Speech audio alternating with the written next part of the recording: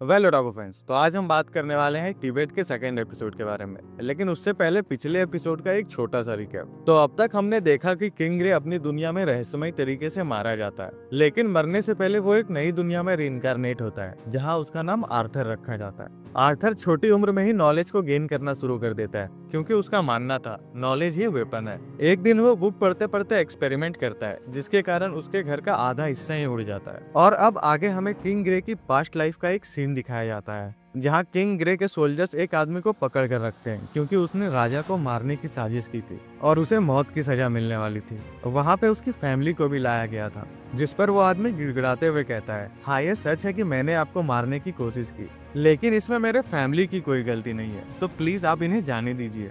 आपको जो पनिशमेंट देना है आप मुझे दीजिए, प्लीज मेरी फैमिली को छोड़ दीजिए। तभी हम देखते हैं कि किंग ग्रे उसकी बीवी और बच्चे को अपने स्वॉर्ड से मार देता है और आर्टिफिशियल सोल्जर कहता है किंग ने अपने हाथों से जजमेंट पास किया है। देखो, यही है ट्रू मर्सी। उन दोनों को माफ कर दिया गया है एंडलेस सफरिंग से। वो आदमी रोते हुए किंग को शुक्रिया कहता है। इसके बाद सीन शिफ्ट होकर प्रेजेंट टाइम में आती है, जहाँ रेनॉल्ड्स आर्थर को अपने साथ ट्रेन कर रहा होता है। रेनॉल्ड्स अपना गॉन्टलेट आर्थर को देते हुए कहता है, ये लो बेटा, आज तुम बिल्कुल अपने बाप की तरह बन सकते हो। जिस पर आर्थर उसे न लेकर एक वुडन स्वॉर्ड को उठा लेता है, जो कि उसके थर्ड बर्थडे पर मिली थी। रेनॉल्ड्स भी फिर एक स्टिक उठाता है और उसे आगे आने को कहता है। वो दोनों थोड़ी देर तक प्रैक्टिस करते हैं। फिर रेनॉल्ड्स आर्थर को अपने स्टिक के अराउंड माना को कंसंट्रेट करके दिखाता है। आर्थर तुरंत ही उसे ऑब्जर्व करके सीख जाता है और अपने स्वॉर्ड के अराउंड भी माना कंसंट्रेट कर लेता है, बिल्कुल अपने फादर की तरह। रेनॉल्ड्स भी उसे ऐसा करता देख हैरान हो जाता है। फिर वो तेजी से अपने फादर पर अटैक करता है और उनके स्टिक को तोड़ देता है, जिसके बाद आर्थर अपने फादर को एक्साइटेड होकर देखता है। इसके बाद हमें घर के अंदर का सीन दिखाया जाता है, जहाँ रेनॉल्ड्स एलिस से कह रहा होता है कि आर्थर को एक प्रॉपर टीचर की जरूरत है, जिस पर एलिस कहती है, अभी नहीं, अभी तो वो बस एक बच्चा है, और वैसे भी आपने तो कहा था आप खुद ही से ट्रेन करोगे। रेनॉल्ड्स कहता है, प्लान तो यही था, पर हमारा बच्चा है ही इतना टैलेंटेड, वो टीचर की मदद से काफी नई चीजों को सीख सकता है। जिस पर एलिस कहती है, मैं भी तो इसे थोड़ा बहुत मैजिक सिखा ही सकती हूँ।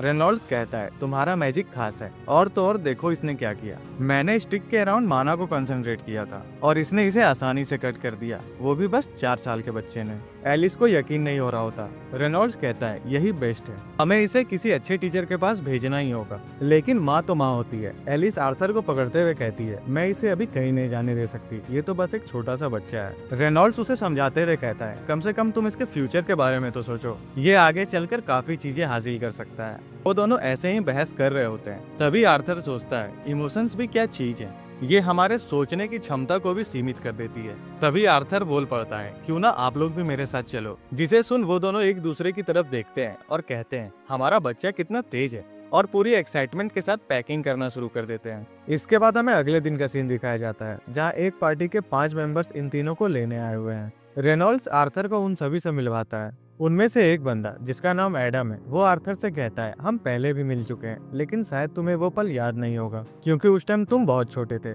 आर्थर अपने मन में कहता है, मुझे सब याद है। इसके बाद हमें बताया जाता है कि इस पार्टी का नाम ट्विन हॉर्न्स है, और एक समय रेनॉल्ड्स और एलिस भी इस पार्टी का हिस्सा हुआ करते थे। और अभी फिलहाल सिर्फ 5 ही मेंबर्स हैं, जिनमें से तो पहले का नाम एडम है, दूसरी का नाम एंजिला है, तीसरे का नाम डार्डन है, चौथी जैस्मिन है जो कि बहुत शांत रहती है, और पांचवी एक एल्फ है जिसका नाम हेलन है। आर्थर उन सभी का शुक्रिया करता है। इसके बाद वो लोग अपनी जर्नी को शुरू कर देते हैं। रास्ते में आर्थर सोच रहा होता है कि उसके पास्ट लाइफ में ट्रांसपोर्टेशन के लिए एडवांस टेक्नोलॉजीज थे, पर यहाँ ऐसा कुछ भी नहीं है। बट यहाँ की खूबसूरती कुछ अलग ही है। हमें यहाँ पता चलता है कि वो लोग जायरस सिटी जा रहे हैं। सफर काफी लंबा था, तो रास्ते में वो लोग आराम करने रुकते हैं। तभी उनका सामना भेड़ियों की झुंड से होता है। वो मिलकर उन सभी भेड़ियों को आसानी से मार देते हैं। और यहाँ आर्थर को पता चलता है कि एडम, हेलेन और जैस्मिन ऑगमेंटर्स हैं, और एंजेला और डार्डन कंजूरर्स हैं। आर्थर उन सभी को देखकर अपने मन में सोच रहा होता है कि उसे भी उनकी तरह पावरफुल बनना होगा। इसके बाद हमें रात का समय दिखाया जाता है, जहाँ सभी लोग मिलकर डिनर कर रहे होते हैं। तभी एलिस नोटिस करती है कि रेनॉल्ड्स के हाथ पर चोट लगी है। वो तुरंत ही उसे हील करने आगे बढ़ती है। तभी बाकी मेंबर्स चारों ओर निगरानी करना शुरू कर देते हैं। ये देख आर्थर अपने मन में सोच रहा होता है कि एलिस एक स्पेशल टाइप मेज है जिन्हें एमिटर्स कहा जाता है और इनकी मैजिक बहुत ही ज्यादा रेयर और वैल्यूएबल होती है।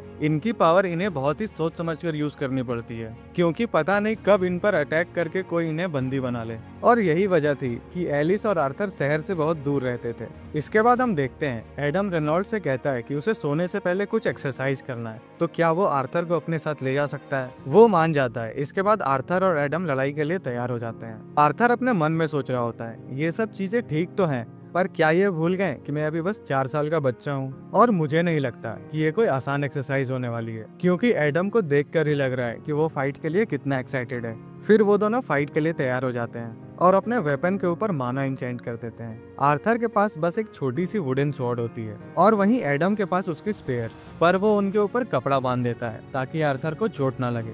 दूसरी तरफ हम आर्थर को देखते हैं जो कि अपने पैर में भी मैजिक स्पेल कास्ट कर देता है, जिसके कारण उसकी स्पीड बहुत ही ज्यादा बढ़ जाती है। फिर आर्थर एडम की ओर अटैक करने पड़ता है। जैसे ही उन दोनों के वेपन्स एक दूसरे से टकराने वाले थे, तभी अचानक आर्थर एडम के सामने से गायब हो जाता है और उसके पीछे पहुंच जाता है। ये देख सभी लोग सरप्राइज हो जाते हैं। फिर उन दोनों के बीच थोड़ी देर तक अच्छी खासी फाइट होती है। वो दोनों एक दूसरे पर अपनी फुल पावर से अटैक करते हैं, जिसके कारण आर्थर हवा में उड़ जाता है, क्योंकि है तो वो बस एक बच्चा ही, तो उसके अंदर तो बड़ों जैसी पावर होगी नहीं।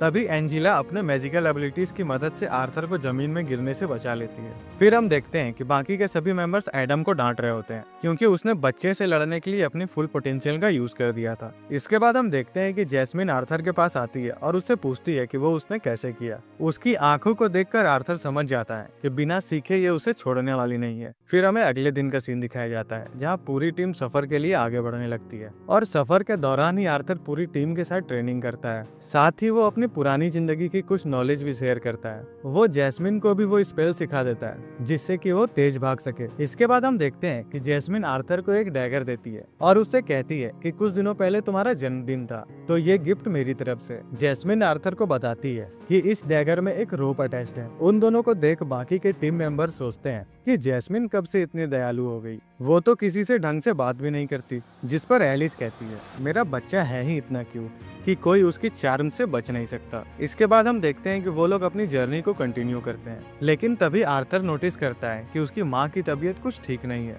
वो अपनी माँ से पूछता भी है, पर उसकी माँ उसे कहती है मैं बिल्कुल ठीक हूँ, तुम परेशान मत हो। वो आगे बढ़ ही रहे होते हैं कि उनका सामना बैंडेड के एक ग्रुप से होता है जो उन पर हमला कर देते हैं। स्टार्टिंग में तो ये लोग ही बैंडेड्स पे भारी पड़ रहे थे, लेकिन उनकी ओवरवेलमिंग नंबर्स के कारण इन्हें पीछे हटना पड़ता है। बैंडेड्स का लीडर अपने आदमियों से कहता है बच्चे और औरत को छोड़कर बाकी सभी को मार दो। अगर इन्हें खरोच भी आ गई तो हम इन्हें अच्छे दामों पर बेच नहीं पाएंगे। इन सभी को देखने के बाद आर्थर सोचता है सभी दुनिया में ऐसी गंदगी होती ही है, मेरी पिछली दुनिया में भी ऐसे लोग थे। फिर बैंडेड्स का लीडर अपने आदमियों को इन पर हमला करने भेज देता है, लेकिन ये लोग भी कुछ कम नहीं, सारे बैंडेड्स को ये आसानी से मार रहे होते हैं। इन्हें देख आर्थर सोचता है अगर इंडिविजुअल बेसिस पे देखा जाए तो हमें ही एडवांटेज है, लेकिन इन बैंडेड्स की स्ट्रेंथ इनके नंबर्स पे है। हम देखते हैं कि सारे लोग बैंडेड्स से लड़ने के बाद बहुत ही ज्यादा थक जाते हैं और रेनॉल्ड्स सीधा एक कार्ड से जा टकराता है। तभी एलिस उसे हील करने आ रही होती है। रेनॉल्ड्स उसे ऐसा करने से मना करता है और कहता है मुझे ज्यादा चोट नहीं आई, और वैसे भी अगर तुम मुझे अभी हील करोगी तो ये बैंडेड्स तुम्हारी पावर को देख तुम्हें पकड़ लेंगे। वो आर्थर से कहता है तुम अपनी माँ को लेकर यहाँ से भाग जाओ, जिस पर आर्थर बोलता है मैं भी आपके साथ लड़ना चाहता हूँ। जिस पर रेनॉल्ड्स कहता है तो इस ताकत को अपनी माँ को प्रोटेक्ट करने में लगाओ, क्योंकि वो माँ बनने वाली है। आर्थर ये सुनते ही हैरान हो जाता है और उसे समझ में आ जाता है कि क्यों उसकी माँ की तबीयत उसे थोड़ी खराब लग रही थी। वो तुरंत ही अपनी माँ को लेकर वहाँ से भागने लगता है। तभी बैंडेड्स का लीडर उन्हें पकड़ने को कहता है, लेकिन रेनॉल्ड्स तब तक उसके ऊपर अटैक कर देता है।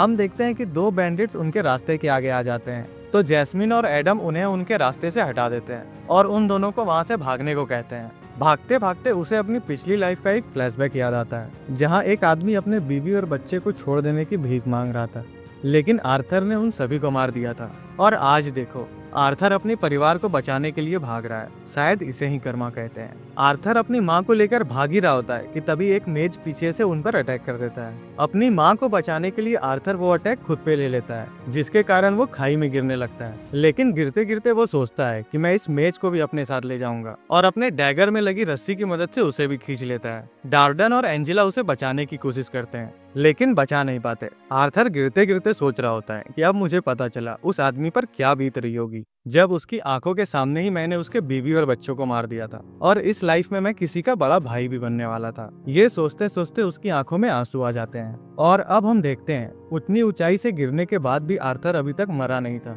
जब उसे होश आता है तो वो सोचता है ये मैं कहाँ हूँ। तभी उसे फील होता है कि जमीन हिल रही है। और अब हम देखते हैं एक बहुत बड़ा ड्रैगन टाइप मॉन्स्टर आर्थर के पास आता है और कहता है ओहायो आर्थर। और यहीं पर ये एपिसोड खत्म होती है। और इसके आगे की कहानी लिटरली भाई बहुत ही ज्यादा इंटरेस्टिंग है। तो तुम सभी मुझे कमेंट बॉक्स में बताओ कि आगे की कहानी तुम मांगा वाइज जानना चाहते हो या एपिसोड वाइज। आई होप तुम सभी ने इस वीडियो को एंजॉय किया होगा, तो लाइक और शेयर करना मत भूलना। साथ ही सब्सक्राइब भी कर ही लेना ताकि तुम हमारे लेटेस्ट कंटेंट को मिस ना कर दो।